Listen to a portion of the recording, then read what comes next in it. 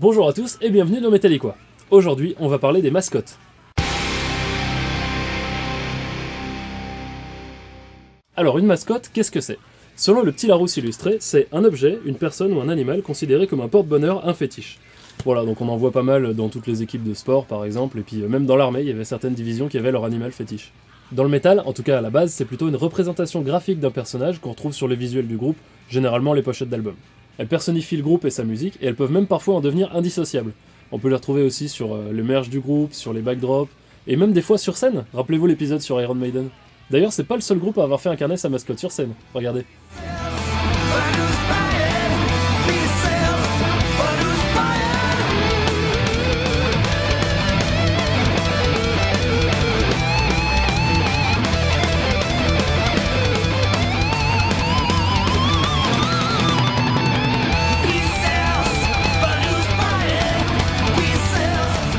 Bon, je vais pas vous refaire un topo sur Vic Rattled parce que je l'ai déjà fait dans l'épisode sur Megadeth, donc si vous l'avez pas vu, vous savez ce qu'il vous reste à faire. Pour rester sur le thrash, voici la mascotte d'un autre groupe du Big Four américain, Anthrax. Oui, clairement, il est moins classe que Vic, je pense qu'on peut s'accorder là-dessus. Il s'appelle Notman, et contrairement aux deux précédents, il est apparu sur aucune des pochettes d'albums du groupe. Il était plutôt sur les t-shirts en fait. Mais ils l'ont quand même mis sur deux pochettes de singles, Antisocial dont je vous ai parlé dans l'épisode 11, et plus récemment, The Devil You Know.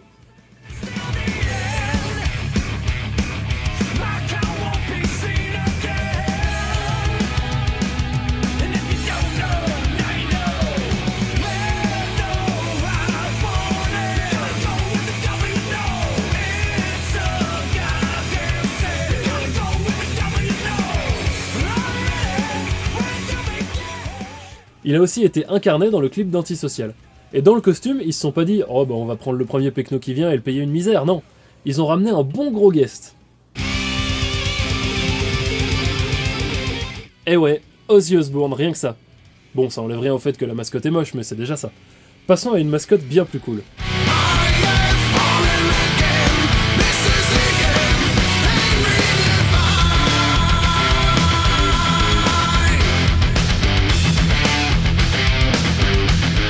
Voilà un groupe dont j'avais pas encore parlé, tiens. Disturbed et sa mascotte super badass qui s'appelle The Guy. Ouais, j'avoue qu'ils auraient pu un peu plus se creuser pour le nom. Le groupe a souvent été classé dans le néo-metal parce qu'il est né en 96 en pleine explosion du genre, mais leur guitariste a déclaré ne pas être d'accord avec ça, et c'est vrai que malgré quelques sonorités similaires, Disturbed s'est toujours tenu un peu éloigné des combos néo-metal de cette époque. Concernant leur mascotte, The Guy, il apparaît pour la première fois comme un petit dessin sur un papier dans un coin de la pochette du premier album, et puis on l'a retrouvé en tant que personnage à part entière sur toutes les pochettes à partir du troisième album jusqu'à la dernière en date, où il apparaît pas certes, mais ils ont pas abandonné son utilisation puisqu'il est sur le t-shirt de l'album. Et c'est aussi le héros de certains clips en animation comme celui qu'on vient de voir. Dans le genre badass avec un nom qui casse le mythe, on a aussi la mascotte de Dio. Un géant trop classe avec des cornes et qui manie une chaîne, et qui porte le nom terrifiant de... Murray. Putain les mecs... Bon après lui ça va, c'est juste un diminutif de son vrai nom, Muralsé. Il y a toute une histoire qui raconte ses origines dans le livre de la tournée Dream Evil de 1987. En fait, il serait issu d'une race de géants qui vivait il y a très très longtemps sur Terre, mais je vous en dis pas plus, je vous ai mis le lien vers cette petite histoire dans la description, et je vous conseille d'aller la lire parce qu'elle est vraiment belle. La première apparition de ce cher Murray remonte au premier album de Dio, Holy Diver, dont voici un extrait.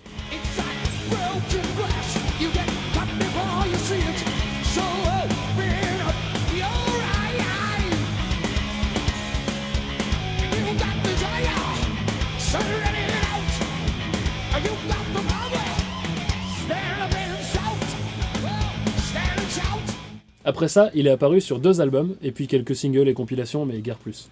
Et non, toutes les mascottes deviennent pas indispensables à leur groupe comme a pu l'être le Snaggletooth avec Motorhead.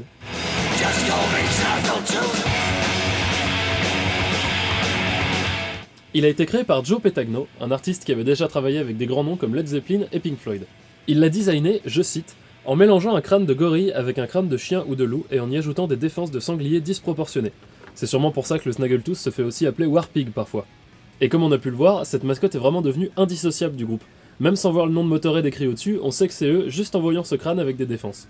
Cependant, toutes les mascottes n'arrivent pas forcément au début de la carrière du groupe. Je pense notamment à Ziltoid, la mascotte de Devin Townsend.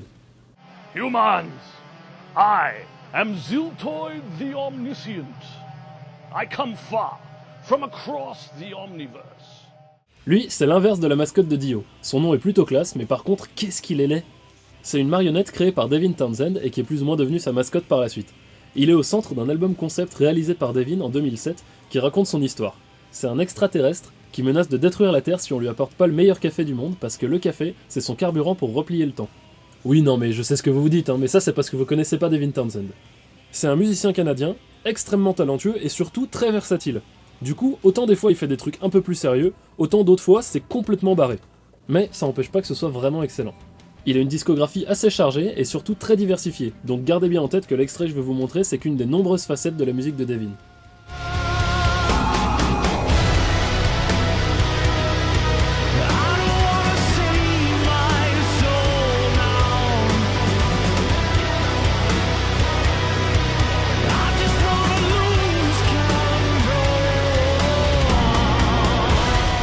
Mais, encore une fois, comme la mascotte de Dio, Ziltoid n'a pas figuré sur énormément de pochettes d'albums après ça. La mascotte suivante, par contre, est complètement indissociable de son groupe. C'est le gobelin de Necrogoblicon. Lui, il est partout. Sur les pochettes d'albums, sur les t-shirts, sur scène et même dans les clips.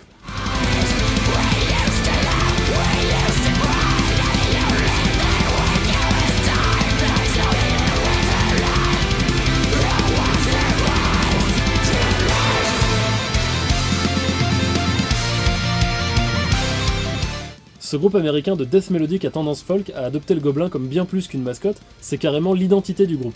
Même les paroles parlent de gobelin. Et son design, c'est pas un petit gobelin mignon comme on voit dans... Bah non, en fait c'est jamais mignon un gobelin.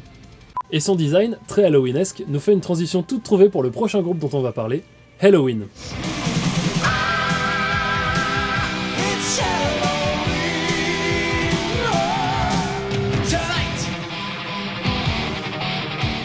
Helloween est un des plus vieux groupes de power metal puisqu'il a été créé en 1983, et leur mascotte est un jack-o'-lantern, ces fameuses citrouilles auxquelles on creuse des yeux et une bouche pour Halloween. D'ailleurs, son nom est Jack-o'-lantern. Il apparaît sur toutes les pochettes du groupe dans le haut du logo, et aussi des fois sur le dessin de la pochette avec un corps cette fois. Helloween, c'est un groupe allemand, un des pionniers du power metal donc comme je le disais, et ils sont encore actifs aujourd'hui. Bon, bien sûr, il y a eu quelques changements. Par exemple, Kai Hansen a quitté Helloween en 88 pour créer en 89 Gamma Ray, un autre groupe de power metal dont on a parlé dans l'épisode 8. On reste un peu sur le thème d'Halloween avec la mascotte du groupe suivant, Children of Bodom, qui représente... la mort. Une magnifique faucheuse qui s'appelle Roy. Non mais là je sais même plus, c'est pas la peine. Ceci dit, ça colle bien avec la façon dont ils l'ont trouvé. Le chanteur dit que ça vient de cette scène du film Hot Shots. Le moral de cette base est à 0, Alan. Regardez dehors. Le néant. Il reste figé sur place. Et Roy. Roy. Hein? J'ai été à l'école avec ce mec. Comme il a changé. Voilà. Sinon, il apparaît sur tous les albums du groupe depuis le premier, Something Wild, sorti en 1997. Et pour ceux qui connaîtraient pas Children of Bodom, c'est un groupe de death mélodique finlandais emmené par leur guitariste-chanteur Alexis Laiho que je vous avais montré dans l'épisode sur la musique classique. Voilà un petit extrait de ce qu'ils font.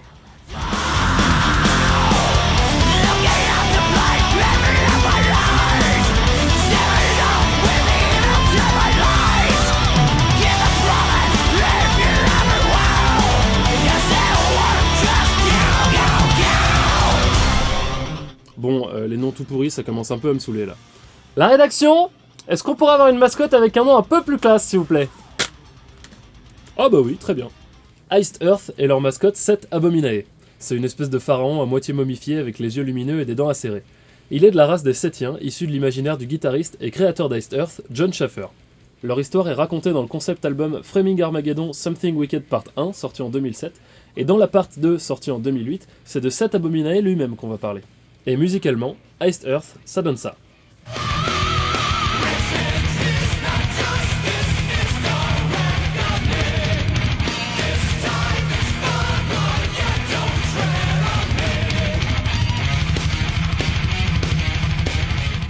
C'est un genre de mélange entre du power et du thrash, assez atypique pour l'époque où ils ont commencé puisque le groupe a été formé dans les années 80. Et en parlant de thrash et d'années 80, on va refaire un petit tour dans ce style parce que les mascottes sont assez populaires dans le thrash. Mesdames, mesdemoiselles, messieurs, voici Sodom.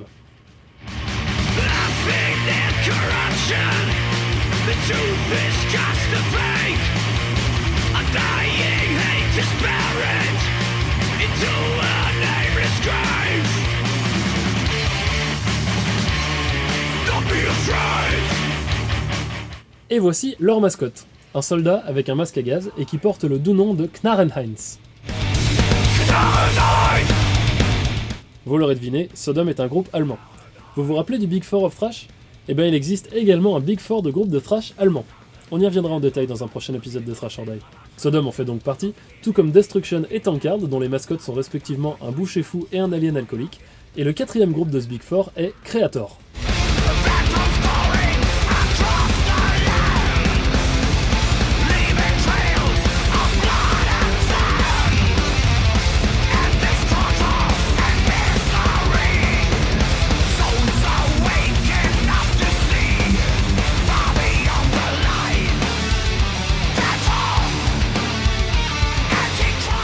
Creator, dont la mascotte est un genre de démon aux oreilles pointues, dont le nom le plus souvent vu est Violent Mind. Sa première apparition est pas très claire, parce qu'il y a un personnage qui lui ressemble sur la pochette du deuxième album Pleasure to Kill, mais il a des cornes. Or sur toutes les autres représentations, on voit un démon sans cornes, et donc sa première apparition ce serait plutôt sur le troisième album, Terrible Certainty. Vous reprendrez bien un peu de thrash ? Ça me fait plaisir. Moi aussi. On va parler de Lich King. C'est un groupe de thrash américain formé en 2004. Il se trouve qu'ils ont une mascotte, le Lich King, qui apparaît sur tous les albums, mais c'est pas ça que je veux vous montrer. Ils ont fait une chanson qui s'appelle Mascot War. Le titre en dit déjà beaucoup, mais je vais vous montrer un extrait. En fait, ça parle d'une bataille entre les mascottes des groupes de métal et les mascottes des boîtes de céréales.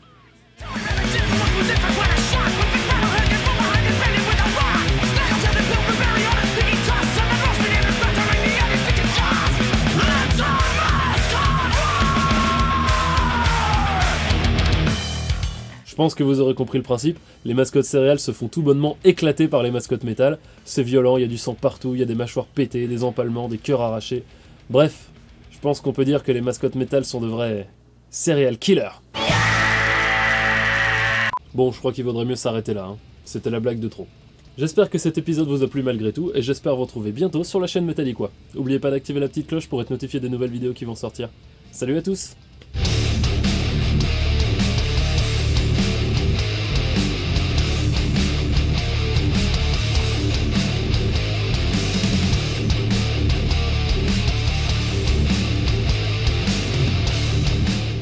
T'as jamais pensé à avoir une mascotte, toi ?